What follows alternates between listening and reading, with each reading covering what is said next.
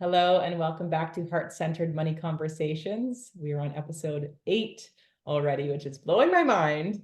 But today we are going to be talking all about making the most out of your yearly tax return. So tax season is upon us. Dun, dun, dun. And in this episode, we're really going to be, Kristen's going to be diving into strategies to stop overpaying the government, which whoop, whoop, who doesn't want more of that?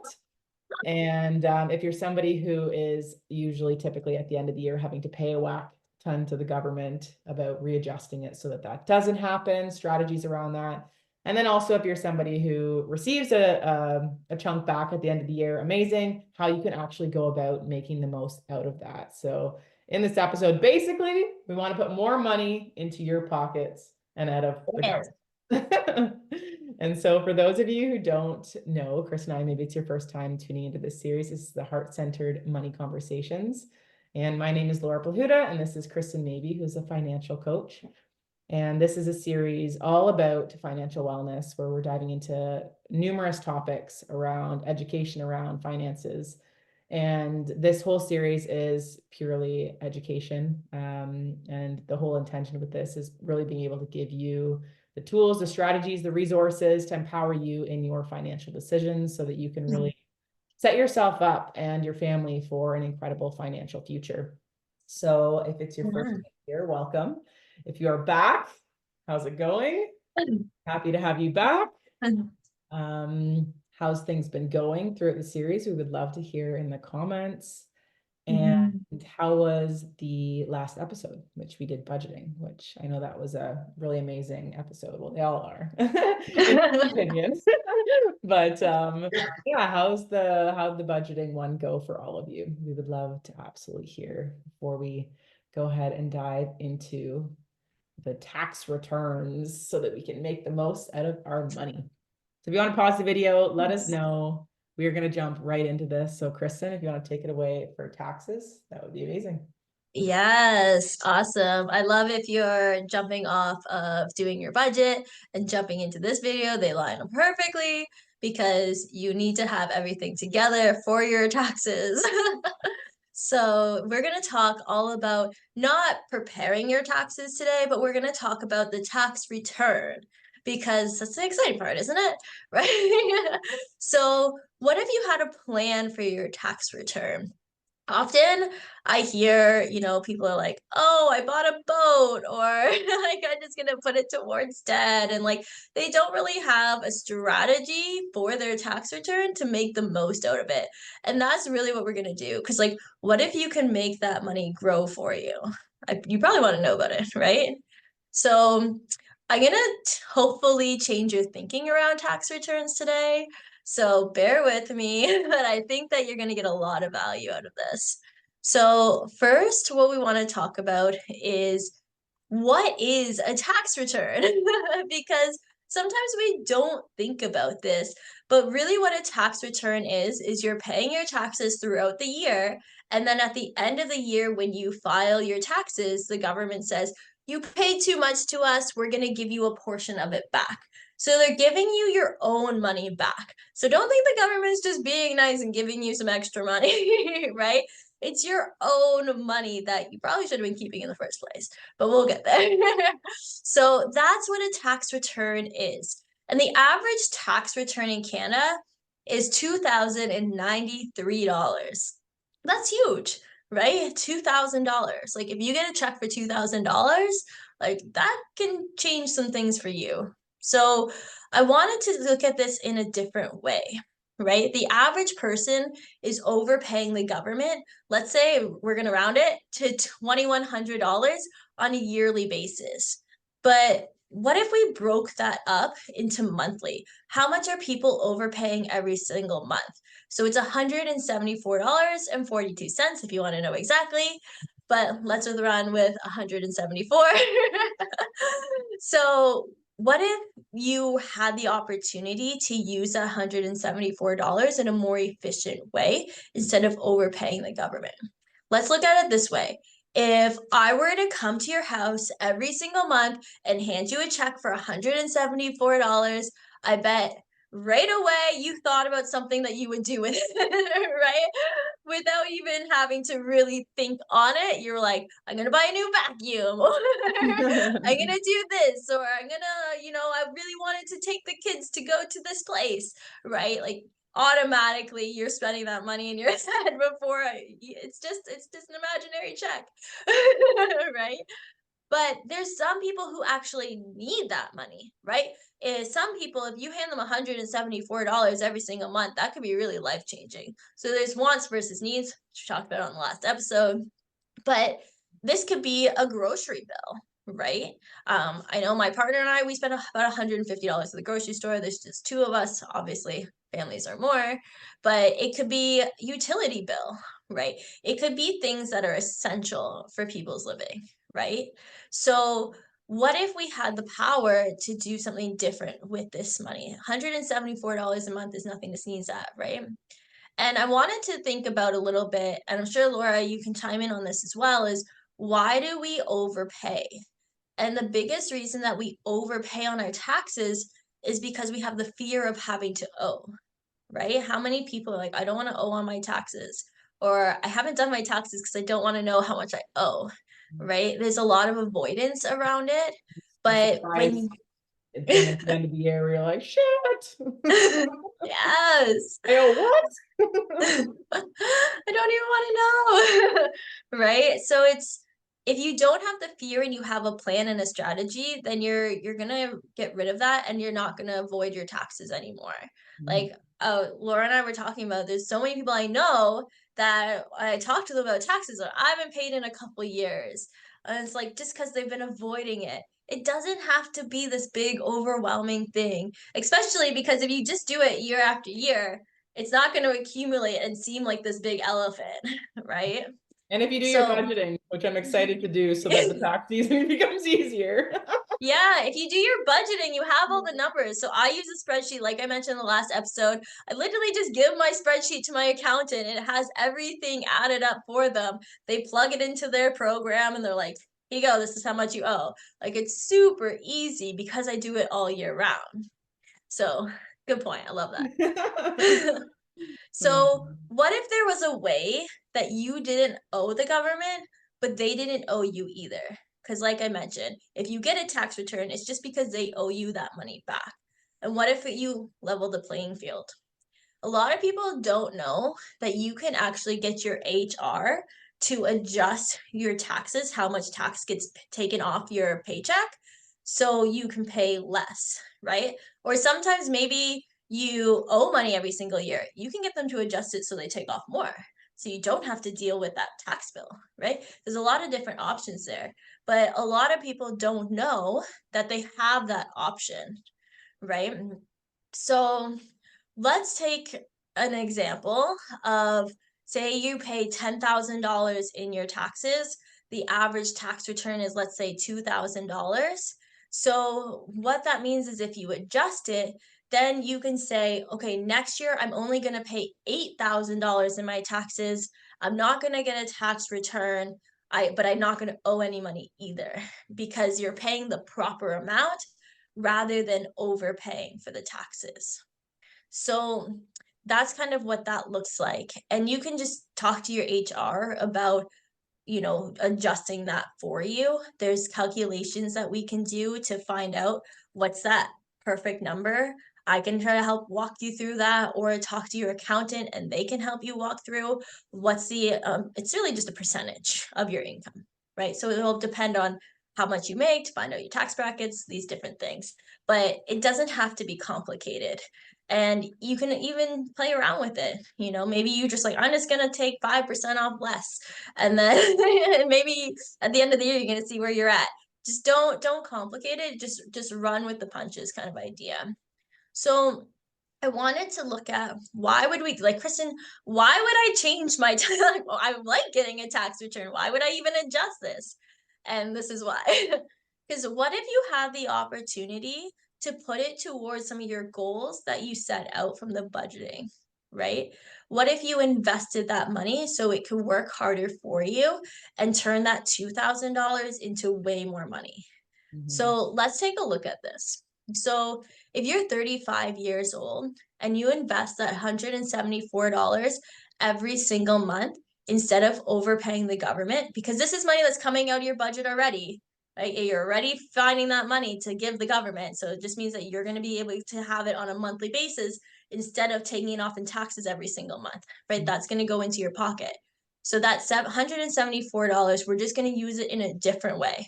Let's invest that for 30 years, age 35 to age 30. Let's say you're 65 years old.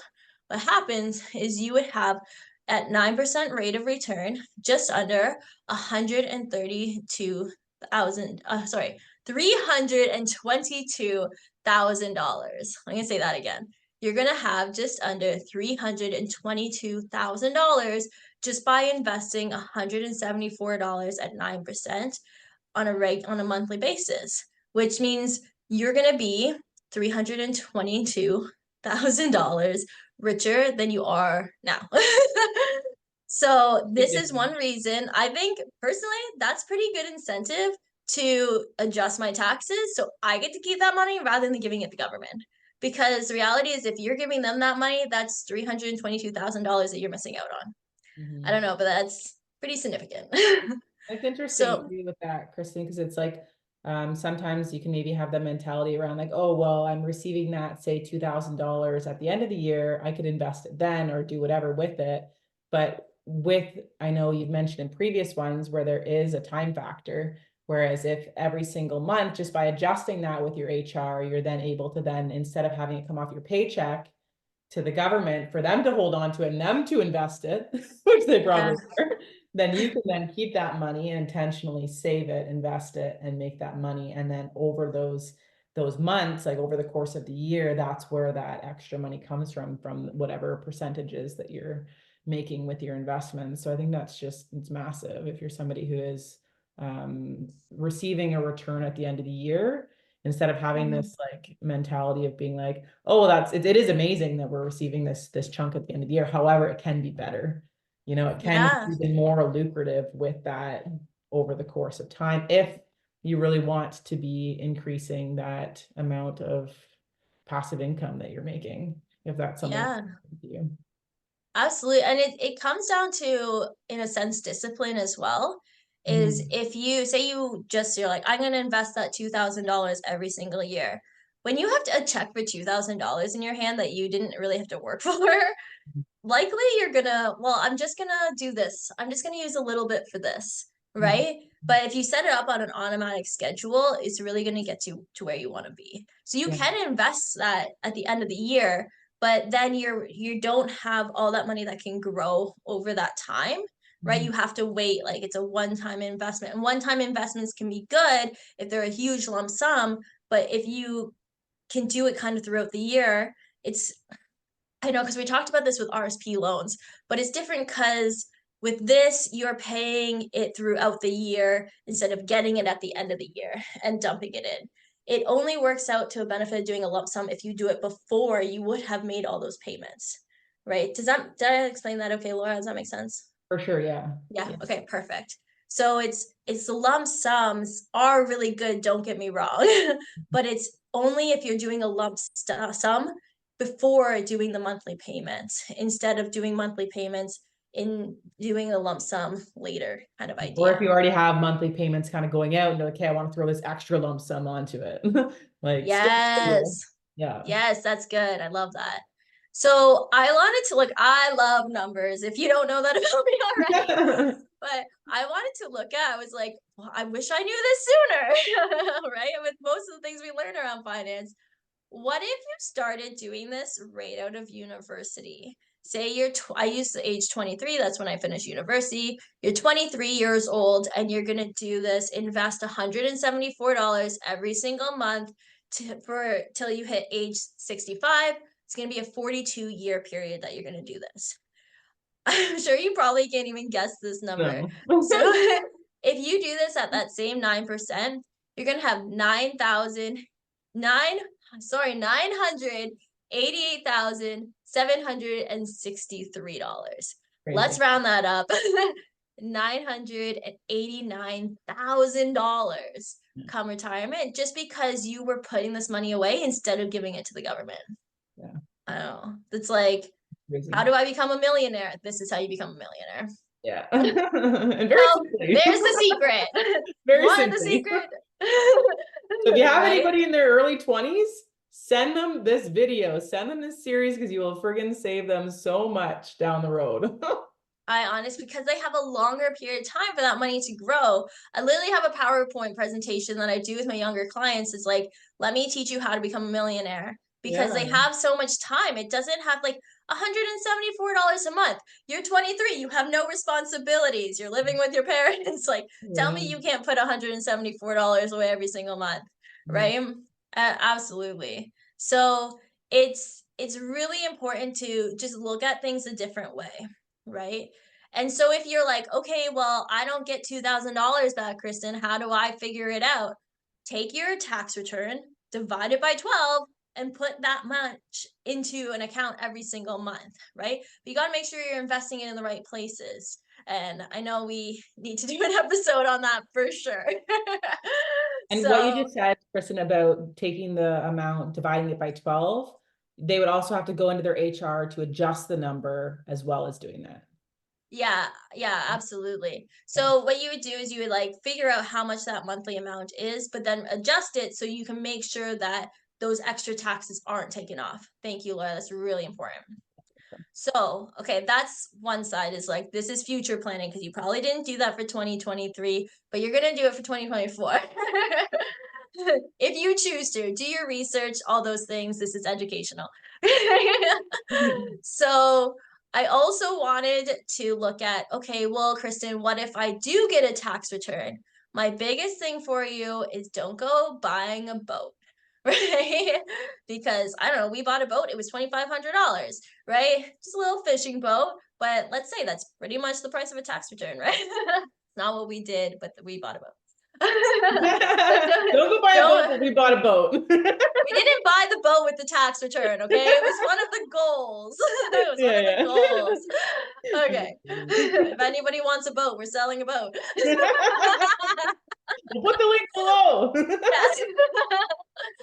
Okay, so don't go buying a boat, because the reality is like, if you just invest this money. So Laura touched on, well, what if you just invest your tax return? So the power of time is so important. We talked in an earlier episode about the cost of waiting. It's like my favorite thing to talk about in finance, because I think it's one thing that is really underestimated. So if you invest that $2,100 at 9% return for 30 years, say you're 35 years old again, then that's going to grow without putting any additional money in it. It's going to be just under $31,000. You just turned your $2,100 into $31,000, right? So it's just making sure that you're putting it in the right places.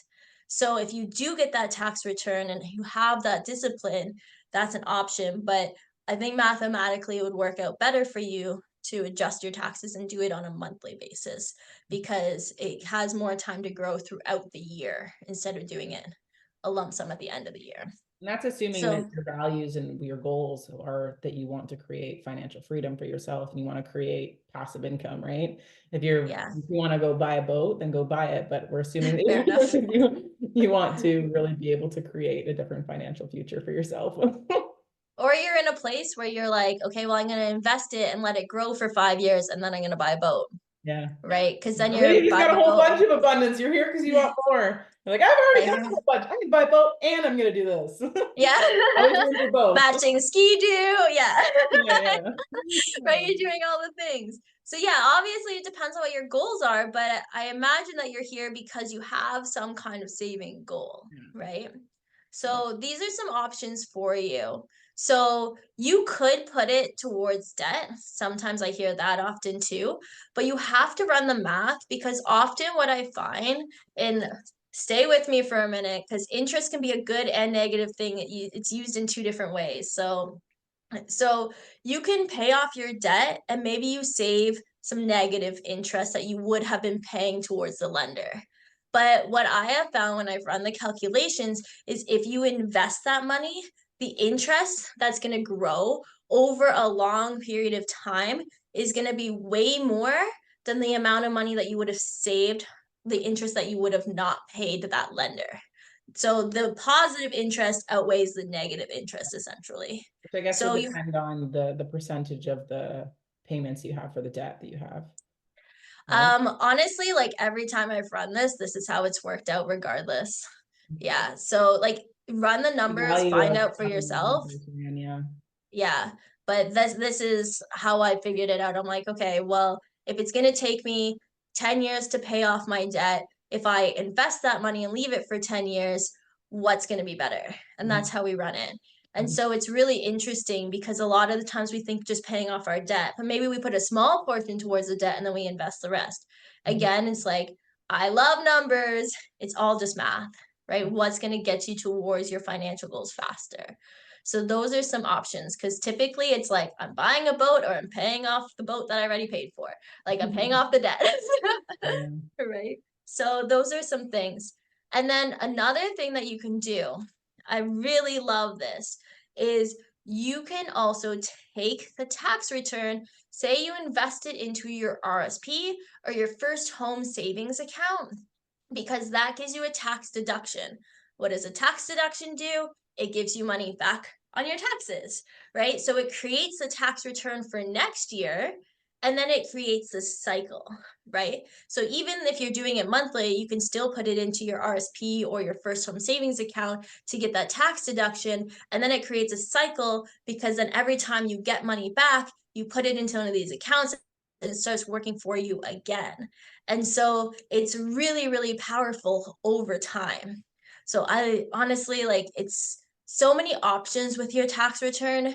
Just being mindful of what your goals are is going to be what you need to do to discover the best way that's going to suit you. Like there's obviously a lot of options, but those are two options that you could consider is doing it monthly or actually investing that tax return into a registered account like an RRSP and trigger another tax break for another year.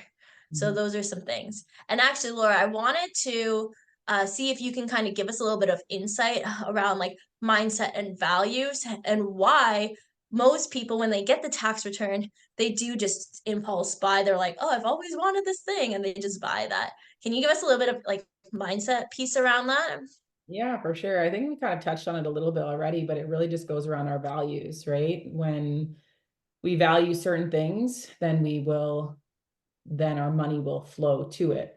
And I don't know if it was on an episode or just in our conversation where you shared that where our money goes actually shows us our values, and it's very true, right? So when you actually look Mm-hmm. at the different types of areas of whether it's health and wellness, whether it's I want to make more money, I want to like I love food, I love these things, like it really shows us what our values are.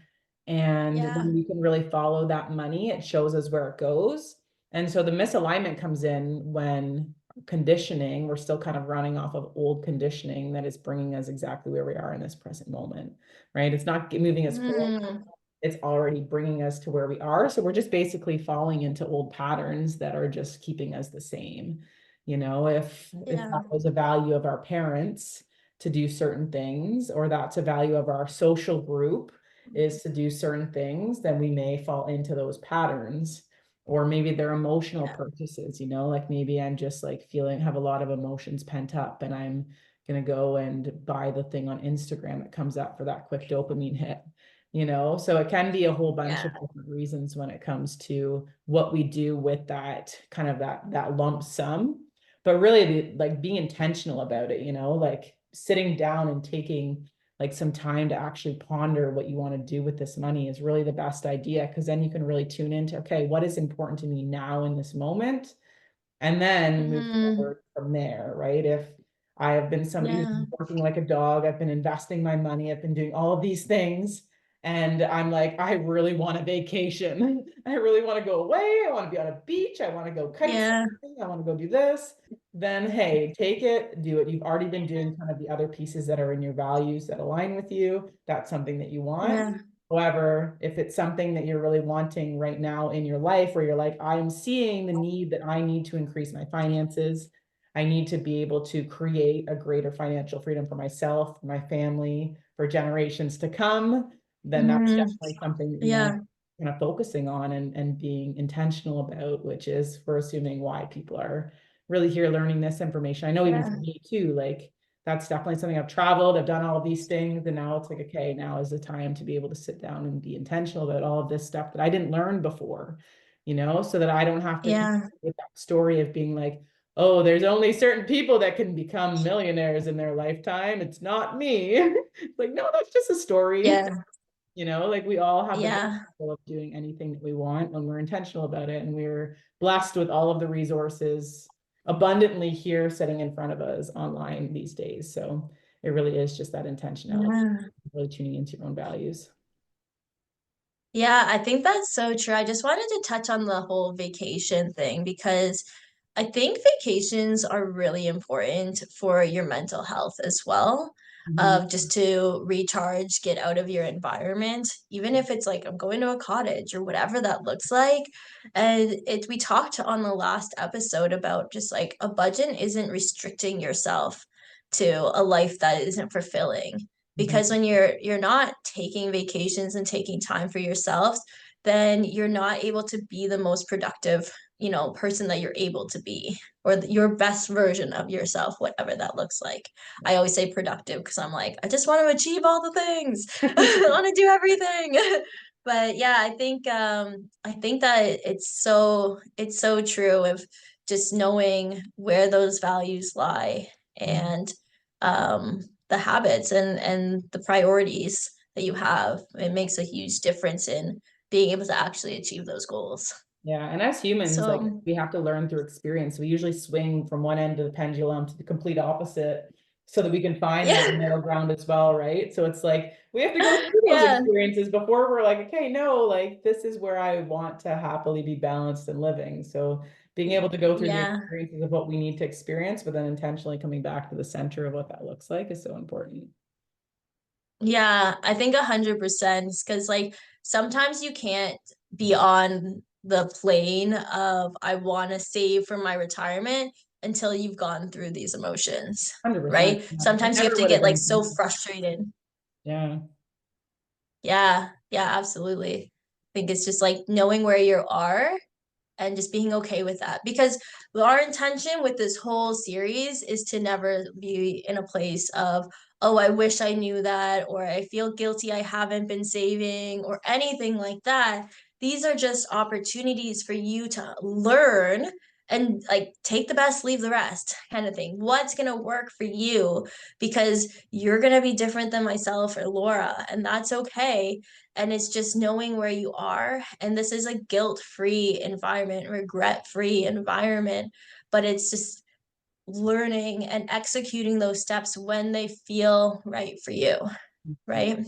Yeah. So, and speaking of steps, let me share the homework for this week, actually. Before we get into So, that, if you, Kristen, sorry, would we be just able yeah, to of course. briefly on if somebody say is over or no, sorry, if somebody is having to pay the government at the end of the year, kind of just those few Mhm. steps that that person can do to be able to help them to make the most out of everything. Yeah. Yeah, I'm really glad that you brought that up, Laura. So what I would do is, if you are owing at the end of the year, this is what I do. I'm a business owner. So I actually put a portion, I send it to the CRA monthly, a portion of my income. So that way, at the end of the year, I'm like, okay, hopefully I don't owe very much because I've been paying a little bit throughout the year. So that's one option. Um, People would argue that you should invest it and then take it out of that investment and put it at the end of the year.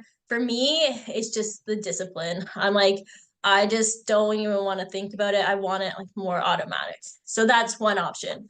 The other option is investing it, right? But you only have a year to save that money. So you have to be careful with your investment because the market's been rocky the last few years. You don't want to have less money than the money that you need at the end of the year. So just be careful if you are investing it. But what I would recommend is, if you look at how much that you owed last time, like last year, say 2022, you can just divide that up into the months, right? And then you can put that money away into like an emergency fund, or high interest savings account would be maybe a good option. Again, do your research. So there's a few different options, but I would say do it monthly. So that way at the end of the year, whether it's like you're taking it from your high interest savings account and paying the government, or you're paying the government a little bit every single month, it just puts you in a place that you don't need to stress all year about having to pay your taxes at the end of the year. So those are some options for people like business owners, especially, who have to owe. The other thing is like, have a really good accountant that is going to be able to tell you all your write-offs and know what makes the most sense. Like my accountant is really good, and she was saying like, you can only write off this much of your food, and I'm like, oh, I thought it was like a percentage. No, it's a dollar amount. Like, it's crazy, right? So there's so many things about that, but having a good accountant helps too, because then you're able to write off the right things. Mhm. So that helps you pay less taxes. I Yeah. hope that helps in, but I think that's a really, really valuable question. Absolutely. Yeah, and then So yeah, I like that because it's like kind of monthly too, so it's not like this big surprise at the end. And then if you yeah. like an employee who has an HR, they can just go to their HR and change that Mhm. slightly, so they're paying a little bit more, and then Absolutely. it's kind of going off automatically from their paycheck. And same thing with being a Yeah. self-employed, it's like you're not really going to miss it if it's coming every month.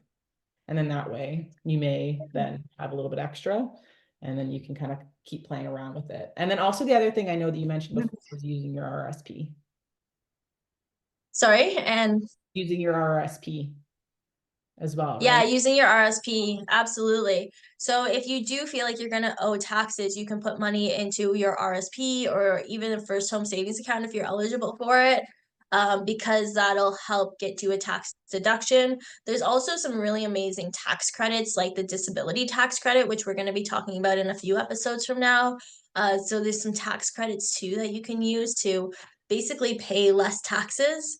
And so just kind of knowing these ins and outs. And that's again why it's really important to have a good accountant, because your accountant can tell you, if you put this much into an RSP, then you need to owe this much. If you put this much, you don't need to owe. They can kind of run those numbers for you. But again, listen to the RSP episode, because RSPs, they can be really good, but they might not work for everyone. Cool. So yeah, that's great. Beauty. Awesome. Thanks. Beautiful. Yeah, absolutely. So the homework for this week, or actionable items, is first discover how much you want to reduce your taxes by. So basically, if you're overpaying the government and you're getting a tax return, find out kind of that sweet spot. Consider investing your tax return, either on a monthly basis or on a yearly basis if you're going to do it that way. And then also start preparing for your 2023 taxes, because they're due at the end of April. So it's coming up quick, and it just will put you in a place where you're not like, oh, now I owe 4 years. So just make sure that you start preparing it. The last two episodes should be really helpful for you to kind of make sure that you're on that track. If you're watching this later in the year, maybe you didn't catch it right when it came out, do your taxes. So that's my advice to you. So is there anything that you wanted to add, Laura? I don't think so. I think that's amazing. If anybody has any questions, feel free to put them in the comments as always. And yeah, I think that's it. That's amazing. Looking forward to Beautiful. doing Well, my taxes this year. there you go. Yes. Thanks Taxes. to this Love beautiful it. woman. Oh, thank you. I appreciate that. I And learned thank you so much from everyone you. for joining us. It's been honestly such a pleasure to be able to have the opportunity to share all this information. Laura and I know we're really grateful to be able to do this series and help to educate. So subscribe and follow for more if you're loving this content. And even we'd love to hear in the comments, maybe what's the most valuable thing that you've gotten so far. And just really feel into your heart around your finances. And we'll see you on the next episode. Sounds See you good. next time. Bye, everybody. Bye.